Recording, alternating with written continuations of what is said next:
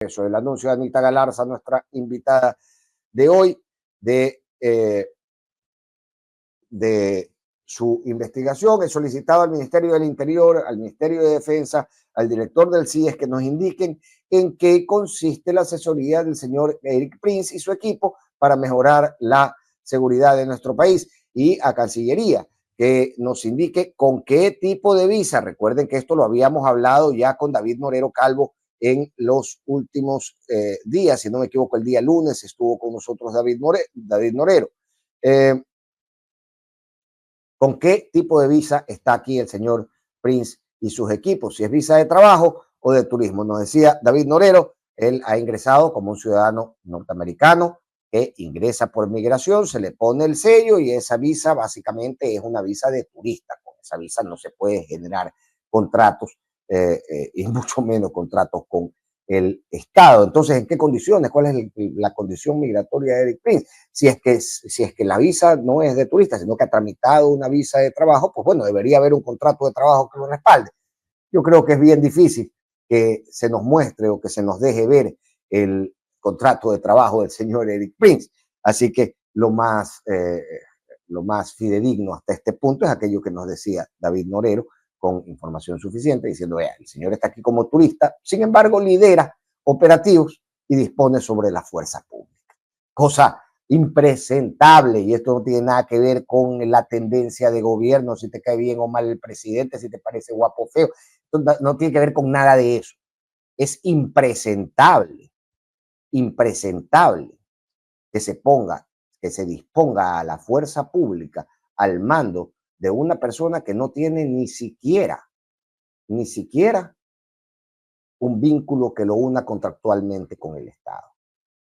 No al menos un oficial, y menos la condición migratoria para generarlo. Ya está conmigo Anita Galarza, a quien yo le agradezco, y voy a poner en pantalla de forma inmediata la conversación. Anita Galarza, qué gusto tenerte en la contra. Muchas gracias nuevamente por visitarnos. Hola Fernando, muchas gracias por la invitación a este espacio, es un gusto estar aquí. El gusto es entero nuestro. A ver, arranquemos justamente sobre, conversando sobre esta investigación. Tú ya has pedido, has solicitado esta información te ha sido devuelta, o al menos tienes la idea de que te será respondida tu pedido, Anita. Hay mucha gente que dice, vea, solicito información y no me llegan las respuestas. Bueno, a veces las instituciones sí se toman más tiempo del que corresponde en responder, pero tienen que responder porque nuestra función es fiscalizar, y dentro de nuestras facultades está el hacer pedidos de información para poder esclarecer cualquier tipo de dudas acerca de las contrataciones que se están dando con los recursos que le corresponden a todos los ecuatorianos, que son los recursos del erario nacional. Por eso es que he realizado una serie de pedidos de información para conocer en qué consiste la contratación del señor Prince, cuándo va a empezar las capacitaciones, con qué tipo de visa se encuentra aquí en nuestro país, porque para poder estar trabajando con el Estado ecuatoriano se entendería que tendría que tener una autorización migratoria para poder trabajar con el Estado ecuatoriano, para efectivamente supervisar que todos los procesos se estén dando conforme a la normativa, y que no sea simplemente un tema que se está gastando recursos del país para generar un ruido preelectoral, y pues que no me parece a mí que se esté haciendo campaña política con recursos de todos los ecuatorianos. Yo creo que si es que se hubiese hecho una buena gestión por parte de este gobierno, ni siquiera hubiese habido segunda vuelta. Habría ganado en primera vuelta, pero ya incluso se ha creado un voto rechazo, un voto literalmente antinovoísta, Me decía un unido a invitado, la tendencia de la candidata González. de este espacio, es increíble cómo Novoa creó el antinovoísmo antes de crear siquiera el novoísmo, ¿no? Antes de crear una idea que los vincule, creó una escena que genera rechazo en buena parte de la población, cosa que, vamos, es bastante peculiar si uno mira las construcciones previas de grandes liderazgos en la historia nacional.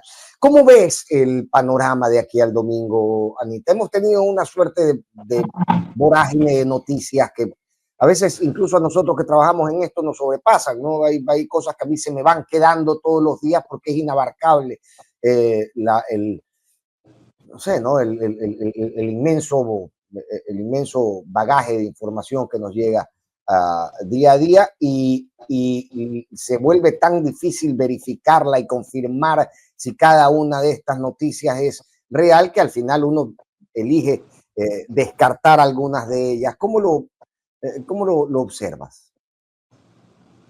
Yo creo que hay mucha incertidumbre porque las encuestas dan una clara ventaja a una candidatura, pero no es una ventaja con mayor diferencia, que estadísticamente podría traducirse como un empate técnico. Y yo creo que el domingo se definirá, si hablamos democráticamente y no hablamos de un fraude electoral, con los votos de los indecisos y el voto vergonzante, porque hay un voto vergonzante que no se refleja en las encuestas. ¿Tú sientes que el voto vergonzante? Porque siempre hablamos, mire, y yo debo confesarte que yo esperaba, por ejemplo, cuando sucedía la transición entre Moreno y Lasso, que se manifieste un voto vergonzante, ¿no? En detrimento del muy mal gobierno que a mí me parecía que había hecho Moreno. Y ese voto vergonzante no se dio. Creo que la Revolución Ciudadana también durante 2 o 3 elecciones o 2 o 3 etapas electorales ha dicho, bueno, ok, ha apostado si se puede, o ha tenido una esperanza en la manifestación de ese voto vergonzante y al final, al parecer, se ha definido derivando hacia otros candidatos o sencillamente no manifestándose. ¿Tú crees que en esta ocasión sí vaya a haber un voto vergonzante que se haga bulto, que se haga importante a la hora de definir cosas en los números de la elección? En primera vuelta, todas las encuestas decían que había supuestamente una sola vuelta. Hasta el exit poll. Le daban 10 puntos de ventaja al candidato Noboa. Y la diferencia terminó siendo de 16,000 votos. O sea, hay más habitantes en un barrio que la diferencia de 16,000 votos. Sí, sí, sí. No llenamos ni el estadio del Muchucruna con la diferencia entre uno y otro. Y es que es decidor eso. Estamos partidos a la mitad. Por eso te lo preguntaba, ¿no? ¿Alcanza a definir, ahora que es tan pequeño el margen, alcanzan a definir esos vergonzantes, esos nulos, esos indecisos? La elección, yo, francamente, estoy muy expectante de ver. No sabría qué pasa el domingo, solamente espero que sea una verdadera democracia. A mí no me gusta, por ejemplo, el régimen de Maduro porque él ha captado todas las instituciones. ¿De acuerdo? Y que cuando María Corina Machado tenía los elementos para demostrar que hubo fraude electoral, Maduro dijo, bueno, anda, quéjate en el CNE. Y el CNE estaba alineado a él. Y después fue como que, bueno, anda, quéjate en el TCE. Y el TCE estaba alineado a él. Ah, bueno, quéjate en Fiscalía. Y Fiscalía estaba alineado a él. Y eso no está bien, ni De allá acuerdo. ni aquí. De acuerdo, de acuerdo. Ahora, ¿cómo lees, por ejemplo, en toda esta vorágine de información que estamos consumiendo estos días, cómo lees, por ejemplo, que ayer le fue archivada la denuncia que habían hecho contra Luisa González en el Tribunal Contencioso Electoral por violencia de género, por las expresiones realizadas durante el debate contra la directora de ADN, María Moreno? ¿Cambia de alguna manera el ritmo y la visión del Tribunal Contencioso Electoral? ¿Nos deja eso alguna noción de un giro de timón? No. La denuncia se archivó porque el juez Ortega le mandó a aclarar ciertos temas al denunciante y el denunciante no hizo lo que el juez le pidió. Ok, es un tema procedimental 100%, no hay una Mire, manifestación de Fernando, ninguna voluntad. un juez del TCE, el viernes director de ADN.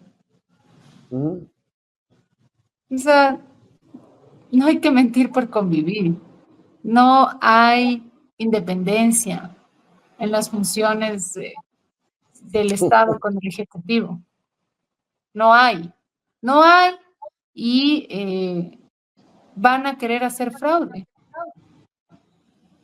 Y a mí Tú eso no me realmente gusta porque quien roba para llegar, llega para robar. ¿Tú realmente lo sientes así, primero desde tu posición de asambleísta y segundo, sientes que esto Van igual... a hacer fraude, van a hacer fraude, pero si es que la diferencia es grande, no puede. O sea, al menos unos 2 puntos van a intentar robarse en las elecciones. 2 puntos porcentuales que son 200,000 votos. Pero si la diferencia es más grande, por más que le hayan pagado a quien le hayan pagado, se les hace más difícil. Claro, ahora, existe esa diferencia. Tú en los números que has visto, yo al menos en los que he visto, claro, hay algunas encuestadoras que se te presentan mucho más cercanas a los despachos de los candidatos y tú las miras con un cierto beneficio inventario, si se puede, ¿no? Pero de las que hemos visto que quedan flotando en el medio, ¿a ti te parece que es posible conseguir una distancia que elimine ese riesgo que me estás mencionando? No lo sé. No, no te quiero No poner en sé. complicaciones tampoco. No, No no, te no, quiero... no es por complicarme, porque yo digo las cosas No, vaya. como son, pero si yo desconozco algo, te voy a decir, no sé, o sea, yo no tengo una bola de cristal como para, no sé, ser la Gayale y decir esto va a pasar el domingo. Lo que sí sé es que este es un gobierno sumamente amarrador, no es un gobierno democrático. ¿Viste la... ¿Cuál es tu impresión primero de la prórroga de Diana Salazar? Que está dentro de lo legal, porque mientras no haya el reemplazo, la ley le faculta a prorrogarse, no puede dejar a Céfala la Fiscalía General del Estado. Entonces, mientras el Consejo de Participación Ciudadana y Control Social no anuncie quién es él o la nueva fiscal, pues obviamente la doctora Salazar puede acceder a prorrogarse en sus funciones. Y de la denuncia realizada por Verónica Zarauz. Delicado, bien delicado lo que dijo la viuda de Fernando Villavicencio. Para mí es un tema tan complejo, ¿no? Porque ya ha pasado algún tiempo y pues el país y la familia no conocen quiénes fueron los autores intelectuales, o sea, quién pagó a esos sicarios para que terminen con la vida de Fernando. Y claro, mientras eso siga en impunidad, pues la herida está totalmente abierta y sangrante ahí, porque está suelto y está libre una persona que entregó dinero para que acaben con la vida de Fernando Villavicencio. Entonces, mmm, sí, sí, todavía falta esa pieza en el rompecabezas. Entiendo que la tarea de la Fiscalía no ha sido fácil porque a los autores materiales les mataron en la cárcel. Entonces, Sí, con ellos se llevaron la colaboración que habrían podido tener con la justicia para esclarecer este hecho. correcto. Y Y el mensaje finalmente, también que dejaron los que mataron a los sicarios, porque el mensaje también implícitamente fue, y al que hable para que vean lo que les espera. claro, claro. Eh, dicho esto, Anita, a ver, mueve todavía cosas, toca todavía fibras, esto que fue definitorio en la elección anterior, eh, sobre todo puesto sobre la mesa en los últimos días, en el último tramito antes del día domingo. No, no, no lo sé. Lo que pasa es que yo creo que el país está tan polarizado que hay un buen porcentaje de los votantes que no importa lo que salga. no quieren que esté la una opción o no quieren que esté la otra opción. O sea, no están votando porque digan, ah, tal vez este es un buen plan de gobierno. No, están votando por A para que no llegue B o votan por B para que no llegue A. Es triste Sí, porque el odio no pone medicinas en los hospitales o el odio no está dando diálisis a nuestros pacientes renales. El odio no está generando una inversión social para disminuir la brecha de pobreza que hay en el país. O sea, con odio no solucionas las cosas. El odio solamente ha beneficiado a grupos políticos que, como decía Nicolás Maquiavelo, divide y reinarás o divide y vencerás. Porque ujú, solamente teniéndonos separados no tienen una sociedad organizada que les podamos exigir que cumplan con lo que han ofrecido. En campaña nos dicen, vamos a solucionar esto, no vamos a hacer esto, y cuando llegan a funciones lo único que hacen es poner pretextos de por qué son un fracaso. O sea, si hay desempleo, salen a decir, fue sabotaje. Si no hay seguridad, hay sabotaje. Si no hay medicinas, hay sabotaje. Y no es cierto, es que no tienen la capacidad de ejecutar, porque arma el equipo con los panas y el harem. Este es el gobierno de la improvisación. y en ese escenario, Anita, nos toca, bueno, toca abordar esta elección. Y aquí yo remarco, y lo había dicho yo a inicios de semana en este espacio, para graficar lo triste del momento de la democracia ecuatoriana, es importantísimo analizar esto que tú me acabas de decir. Cuando una gran porción electoral sale de su casa el día de la elección y se dirige a la urna con la idea de que no gane el otro, y no de construir a partir de lo que le gusta o de seleccionar a partir de lo que lo conecta y lo identifica, es que estamos con la democracia en la lona, en la lona. Ahora, ¿cómo se corta ese círculo vicioso cuando tú mismo me dices hace un momento, mira, esto se ha generado así porque hay beneficiarios y no son cualquier beneficiario, son organizaciones políticas y gente con poder en el universo de la política que ha lucrado de este escenario de confrontación y de este círculo vicioso de odio? ¿Dónde se detiene esto y cómo? Cuando la sociedad hace conciencia de que no tiene que ser manipulada para beneficiar a grupos de poder que no le importan a la sociedad, solamente son grupos que buscan hacerse más millonarios, porque millonarios ya son, solamente quieren hacerse más millonarios. ¿Y qué pasa con el sistema de salud pública hecho pedazos, con temas de inversión social hecho pedazos? Ahora último, da bonos para comprar votos con plata que sacó de salud. Claro, que no, que tienes 24,000 pacientes de diálisis en fila y estás ofreciendo bonos. Eh, no sabemos de dónde, no sabemos de qué, con qué Literal, reforma es de que esos partidas. bonos no estaban en el presupuesto general del Estado. O se sacó de salud, o se sacó de educación, o se sacó de obra pública, pero en el presupuesto general del Estado no había el rubro comprar votos. Sea cual sea, claro, no hay el rubro comprar votos, y sea cual sea el, el, el tipo de bono que se ofrezca, si no está en el presupuesto, para crearlo y para ponerlo en ejercicio, tienes que crear un hueco en alguna de las otras áreas que sí estaban en el presupuesto. Tienes que reformular partidas para hacer llegar el billete para allá. Y claro, se nos queda en deuda con cosas que sí estaban planificadas, presupuestadas y con la idea de buscar un avance. Esto es fiscalizable, Anita. Claro que es fiscalizable, pero nosotros igual ya nuestro periodo se acaba y viene una nueva asamblea. ¿De verdad tú crees que la mamita del presidente le va a fiscalizar el hecho de que se haya sacado plata de salud para comprar votos? Es médico, es médica. Si Eh, por ese médico le pero dijese, mijito, prioriza la salud porque la salud es vida, porque hay gente que se está muriendo porque no les das medicinas, porque no les das diálisis. Yo sé que es médico y me sorprende que la salud no esté en las mejores eh, o lo mejor posible que se pueda, porque en la propaganda sale el nuevo Ecuador resuelve, que ya han pagado la deuda al IES, que ya han pagado a las realizadoras y no es cierto. Sí, No es cierto, o sí. sea, ¿por qué mienten? A mí lo que me molesta es que le quieran ver la cara a la gente. Sí, ya te Pero digo, si hubiese hecho una buena gestión, si hubiese sido un gobierno de consenso, de unidad, porque la política es sumar, es hacer fuerza, habría ganado democráticamente en una sola vuelta.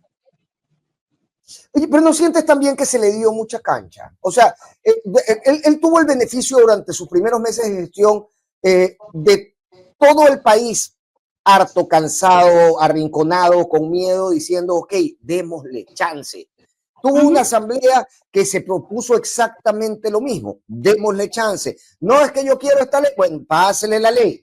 No es que a mí no me gusta, bueno, haga lo que le gusta al señor para que tenga chance, para que, digamos, si apostamos por esto en las urnas, esto encuentre cancha para desarrollarse. Visto ya, claro, con el periódico del día lunes, por supuesto, pero visto ya desde aquí, no fue excesiva la licencia, no fueron excesivas las licencias que se le dio al gobierno de Daniel Noboa. Lo que pasa es que no queríamos que haya pretextos, que no salga y diga, no, es que la Asamblea no me deja gobernar, entonces le dimos lo que pedía, pero no nos imaginamos que pese a darle lo que pedía, salga a mentir y a justificarse este bodrio de gestión diciendo que no se le ha dejado gobernar cuando se le ha aprobado todo. Entonces ahí conocimos al presidente mitómano. Ahí hay un tema, porque yo te he escuchado hablar de esto, ¿no? O sea, digamos, para no tener excusa, y a la misma gente de Revolución Ciudadana también en aquel entonces, en esa época de las leyes económicas urgentes, los escuchaba mucho decir esto de, ¿sabes qué?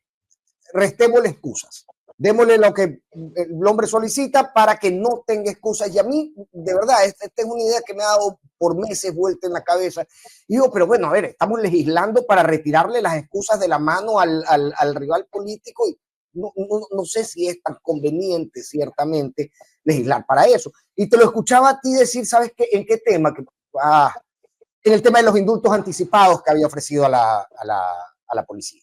Eh, tú habías dicho, mira, no es un tema sobre el que debíamos legislar, pero lo legislamos para restarle excusas. Y yo me pregunto si, a ver, quitarle excusas o legislar para retirarle de la mano las excusas a un personaje político no es también, eh, no sé, ¿no? Ser poco preciso en las características de la legislación. Es decir, hoy mirándolo para atrás, ¿cómo lo ves? Es que lo del indulto anticipado ni siquiera es legalmente vinculante. Un asambleísta de ADN que yo no voy a dar el nombre porque yo no quiero hacerle quedar mal. Me imagino que no es abogado, hace un cambio del orden del día para que la asamblea apruebe que el presidente dé indultos anticipados cuando legalmente eso no existe. Ya, pero ¿por qué hacen eso? Porque como saben que legalmente no existe, pensaban que íbamos a decir, oigan, esto no es legalmente posible, entonces no podemos aprobar, algo que no es legalmente vinculante, pero buscaban eso para tener el titular del periódico. Asamblea Nacional no da paso a indulto anticipado a las Fuerzas Armadas. Pero al Eso final es un le tema dieron muy paso. técnico, es un tema muy técnico que tú sabes que mucha ciudadanía no conoce en qué consiste un proceso de indulto. Y Correcto, correcto. hubiesen visto el Es que esa es titular del justamente la periódico y duda. habrían caído en la narrativa de es que no le dejan gobernar. Y no Es que es esa es cierto. justamente la duda. Esa es justamente la duda que te planteo, Anita. O sea, a ver, entiendo esto, ¿no? Pero al final se obtuvo el paso de este exhorto y además, unas semanas después, el titular igual llegó contra la Asamblea. Ujú. ¿De qué se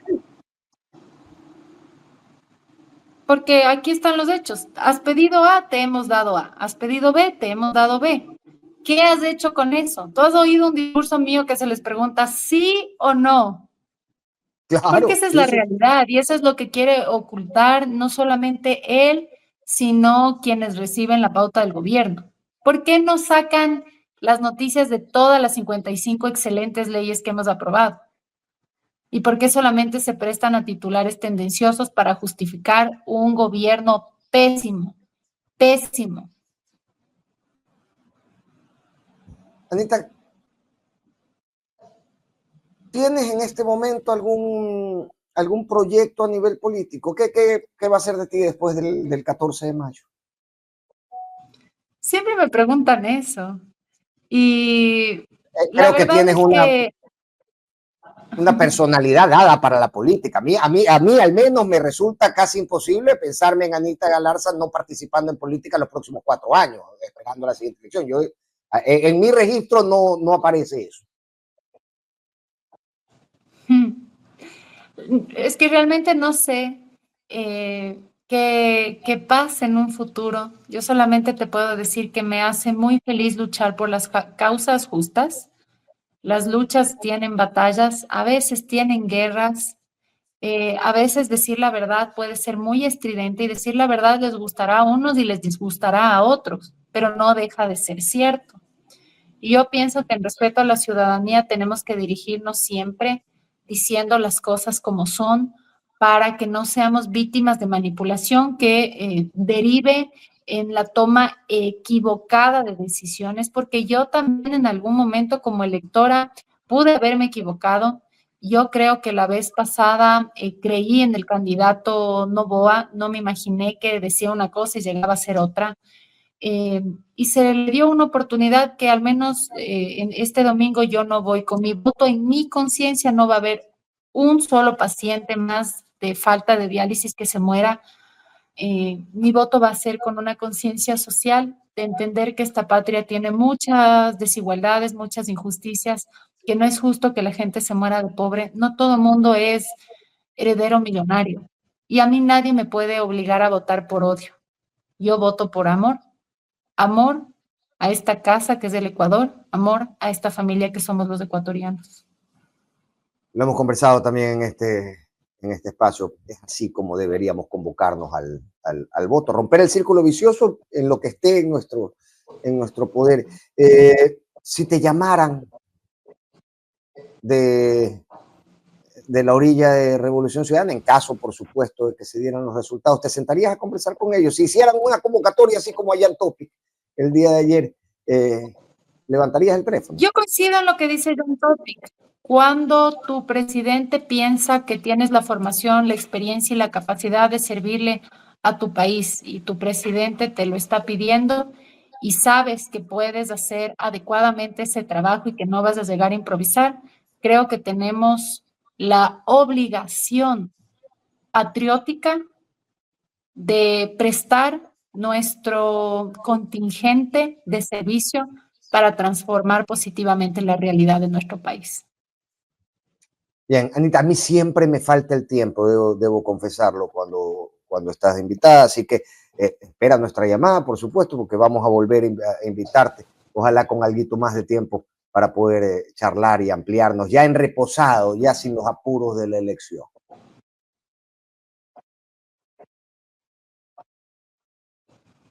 Encantada, muchas gracias Fernando y muchas bendiciones para todas las personas que nos acompañaron en esta entrevista y que Dios pose sus ojos de gracia sobre este país que merece salir adelante.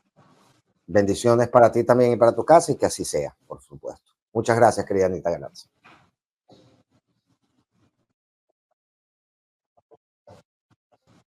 Gracias. Bien. Anita Galarza, legisladora de la conformación actual de la legisladora independiente, aunque fue electa por la alianza entre Construye Gente Buena, ya independiente hace algún tiempo, que siempre tiene mucha apertura para atender este medio de comunicación y más allá de cualquier diferencia, las diferencias se pueden procesar y se pueden conversar entre gente civilizada, siempre en muy buen plan. Eso es lo que se propone, eso es lo que también los invito a hacer en la caja de comentarios.